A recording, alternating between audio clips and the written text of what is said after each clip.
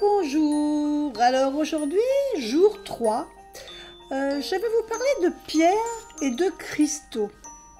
Alors tout d'abord, je voulais vous parler de votre pierre de naissance. Mais j'ai trouvé plus judicieux de vous donner une pierre en rapport avec un événement spécifique, parce que votre pierre de naissance, je suppose que vous la connaissez plus ou moins toutes. Alors, on va attaquer tout de suite. Par exemple, si vous avez un cadeau à faire pour un nouveau-né et que vous voulez lui offrir une pierre, eh bien l'idéal pour un bébé, c'est une ambre. Une ambre qui calmera ses douleurs dentaires, ou alors bien une agate blanche qui saura le rassurer. Pour les parents, si vous voulez leur faire cadeau d'une pierre, eh bien, écoutez, une citrine sera la bienvenue parce qu'elle saura dissiper leur inquiétude de nouveaux parents et qui va leur favoriser la joie et la tranquillité d'esprit. Par contre, pour un enfant qui sera un petit peu plus grand, on peut offrir un quartz rose pour qu'il se sente aimé. Et si c'est un adolescent, eh bien, une turquoise fera très bien l'affaire pour favoriser son épanouissement, ou bien alors une topaze bleue aussi pour l'inspirer dans ses choix à venir. Maintenant, si vous avez envie de faire un cadeau à l'élu de votre cœur, eh bien écoutez, on connaît tous le diamant qui évoque l'amour éternel, mais on peut aussi offrir un saphir qui favorisera l'engagement et la fidélité envers la personne à qui vous l'offrez.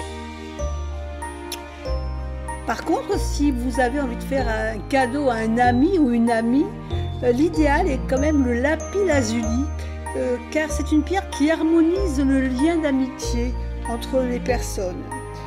Vous pouvez aussi offrir une turquoise pour aider à l'expression des sentiments amicaux si vous avez du mal à dire aux gens que vous tenez à eux ou que vous les aimez bien.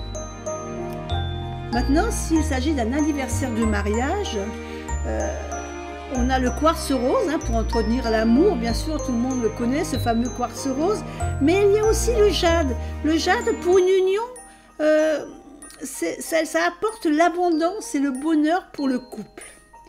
Après, si vous avez des soucis d'une personne qui est toujours un peu tristounette et que vous voulez lui apporter un peu de joie de vivre, pourquoi ne pas lui offrir une tourmaline? Alors, on peut aussi offrir, par exemple, une pierre à quelqu'un pour lui attirer la chance, pour la richesse, mais la prospérité aussi. Donc, vous pouvez lui offrir pour la chance une citrine, ou un péridot, ou une pierre de soleil, un jade ou une émeraude. Elle fera très bien l'affaire au niveau de la chance. Pour la protection, on connaît tous la fameuse labradorite qui protège souvent les personnes qui font le tirage de cartes ou qui reçoivent des personnes en cabinet.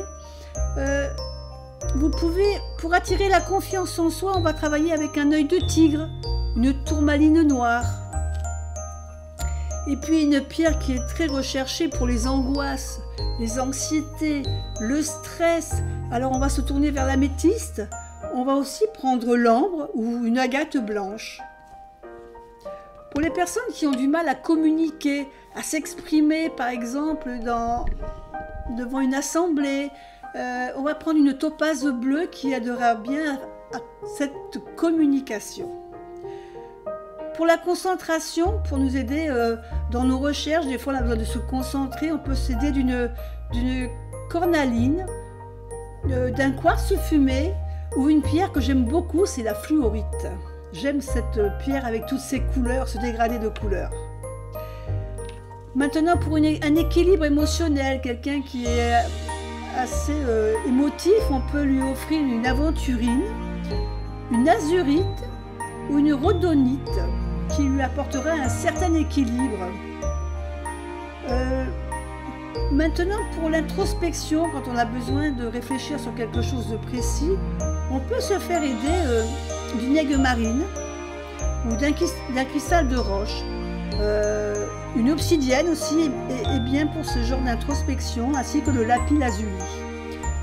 Maintenant, si vous voulez aiguiser votre intuition, pourquoi pas choisir une pierre de lune ou tout simplement une azurite. Très jolie pierre. Pour la motivation, pour se motiver, se donner du courage, eh bien, on va se pencher vers une apatite bleue ou une cornaline. Et puis évidemment, on va finir avec la pierre de méditation que tout le monde connaît, hein, l'améthyste, cette pierre que beaucoup de gens adorent. Mais on peut aussi voir avec une tanzanite qui a un peu cette couleur violette aussi de l'améthyste et qui apportera aussi un côté méditatif à la personne qui la possédera.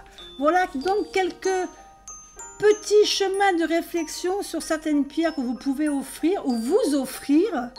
Et puis j'espère que ça vous aidera dans vos choix et puis dans vos méditations, votre introspection, votre équilibre émotionnel. En attendant, moi je vous fais des bisous et je vous dis à demain.